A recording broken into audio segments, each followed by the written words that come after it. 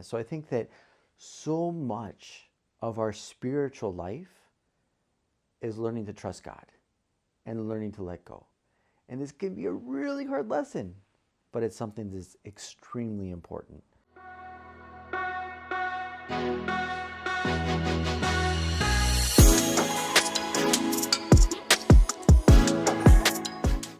Hello, welcome to Formation Matters. This is Father Nicholas. Today I want to speak about something that I think is very important for all of us, in such that we're all influenced by the world in which we live. And so we're going to hear a lot of different things, and that can influence even the way we live out our faith.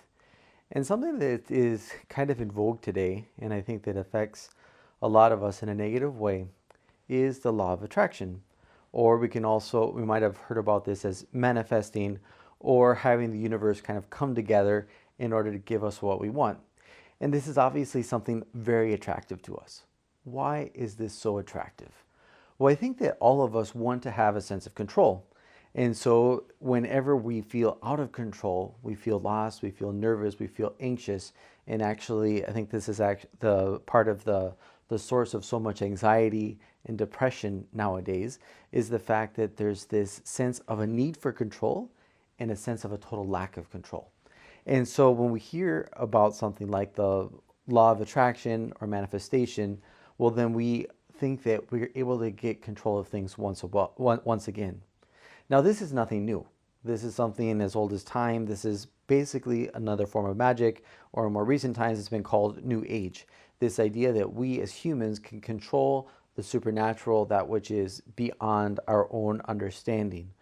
And so the way that this works is that people will think, okay, well, I can, visualize my future or manifest it to the universe, and then the universe will give me what I want. Or the law of attraction will formulate this as, okay, if I'm thinking good thoughts, well, then good things are going to come to me. And if I'm thinking bad thoughts, well, then bad things will come to me. And a lot of people will look at anecdotal evidence, things that they, stories that they've heard, people that they know, or even their own experience, and they'll say, well, okay, obviously this is true. Now, what happens when the law of attraction meets with Christianity? Well, these are things that are really diametrically opposed. But how does the devil work? The devil's never going to come up and say, okay, I want you to leave your faith, so do this. No, rather, he's going to present things in a way that is very similar to the faith, but with a slight perversion, with a slight variation, and that's what makes it so dangerous.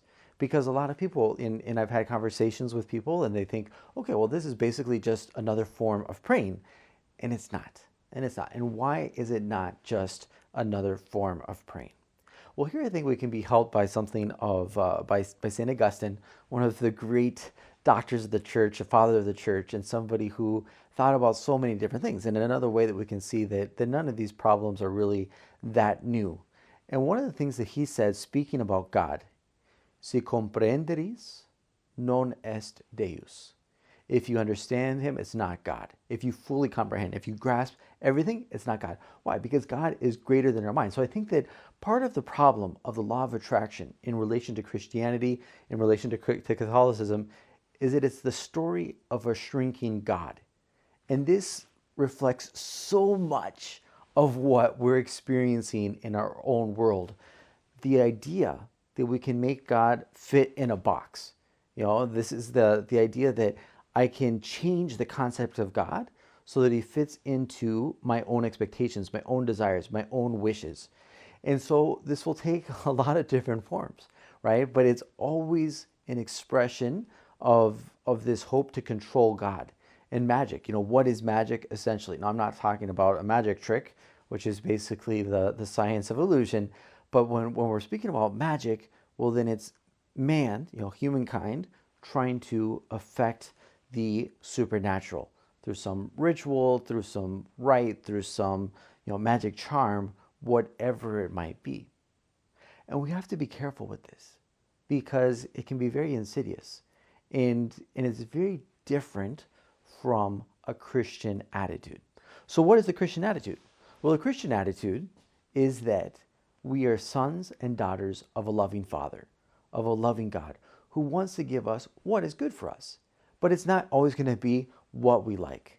Think about it when parents are putting their children to bed and it's 8 o'clock, time for bed, and the kid says, well, I want ice cream. What does a good parent do? The child wants ice cream. But the parent says, you know what, it's time to settle down. You really don't need sugar. We've already brushed your teeth. It's time for bed. And so I think a lot of times when we're praying to God, we might get that same answer. And we don't always like it, because maybe, if I was manifesting, maybe I'd be manifesting that I want a Lamborghini or a 66 Mustang, one of my personal favorites. And then God might say, okay, but that's not what you really need right now. And I want you to learn the value of sacrifice. I want you to learn the value of hard work. And I want you to learn as well the value of material possessions, that your happiness can never depend on the material possessions. They can help, but they are not the cause, the source of your happiness. So I think that so much of our spiritual life is learning to trust God and learning to let go. And this can be a really hard lesson, but it's something that's extremely important. And that's why I would invite you, if you hear about the law of attraction or manifestation or the letters of Abraham, all these different, sources of this new age, ancient ideology that is a reduction and a depersonalization of God, because the universe is giving me this. Well, no, God, who's my loving Father, gives me everything that is good. And there I enter into a relationship with Him, and there's thankfulness, and there's gratitude, and there's love, and there's growth. Whereas if it's just the universe, I become very self-centered. And so the law of attraction, I think, is actually the law of selfishness.